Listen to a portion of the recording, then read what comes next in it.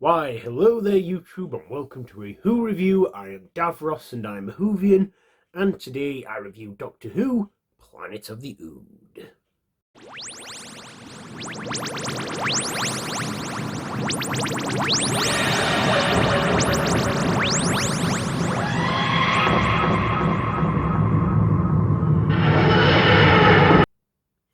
So this is the third episode in series 4, where in the year 4126 the Doctor and Donna arrive on Oodsphere, where there's this corporation that are taking the Ood and selling them to be slaves to humans.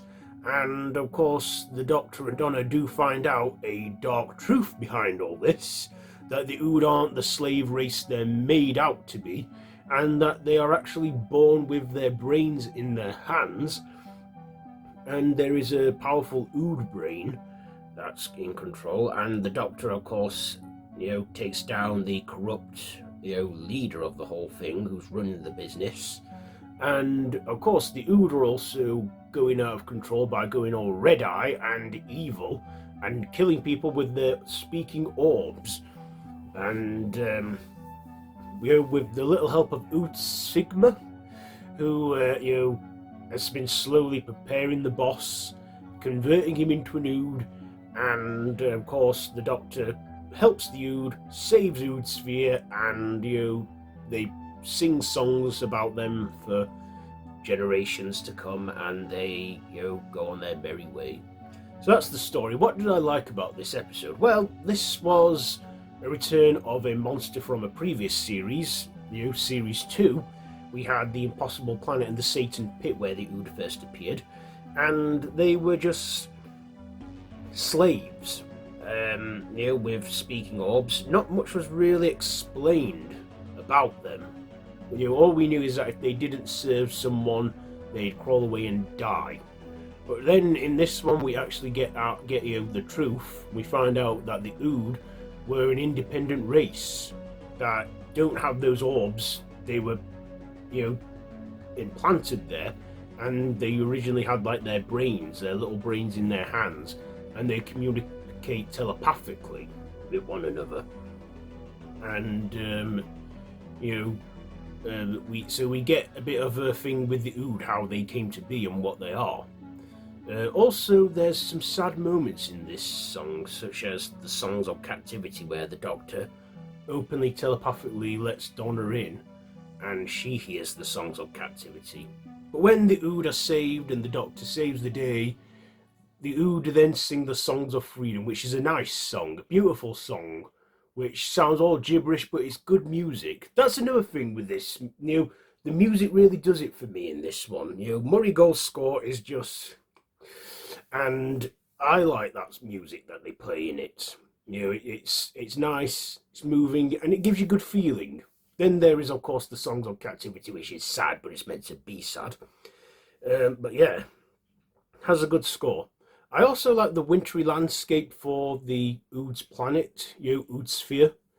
And again, we got to see the Ood go all red-eye, this time not possessed by the devil, but because they were infected with a rage that they wanted to get out. Also, the villains in this were unlikable, including the main antagonist for the episode, who was played by that guy, Timothy Summit from what I know him from, Blackadder.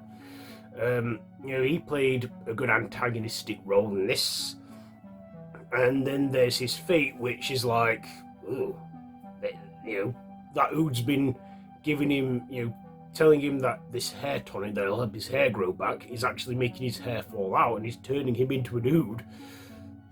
That was a bonkers moment.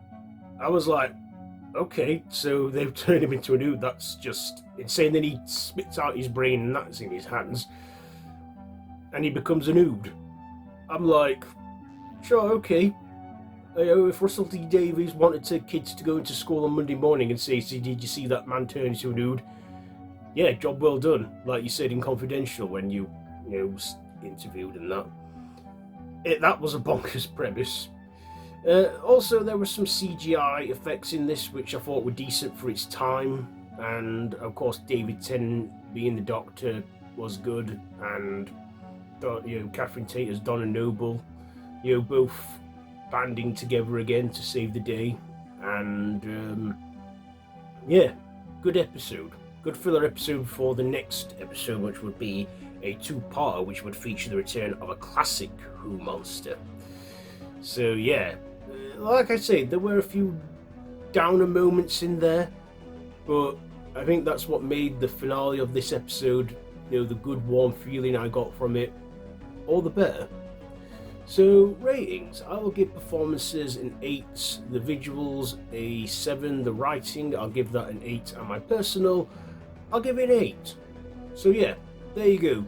There is my review for Doctor Who, Planet of the Ood. Have you seen this one? Let me know down in the comments below. If you like this video, be sure to give it a big thumbs up. Share with your friends and feel free to subscribe to the channel if you haven't already and to hit that notification bell. All of my social media links are linked down below in the description so you can check all that out. I've been Davros the Whovian, and this has been a Who review on Doctor Who, Planet of the Ood. So, until next time, run for your life.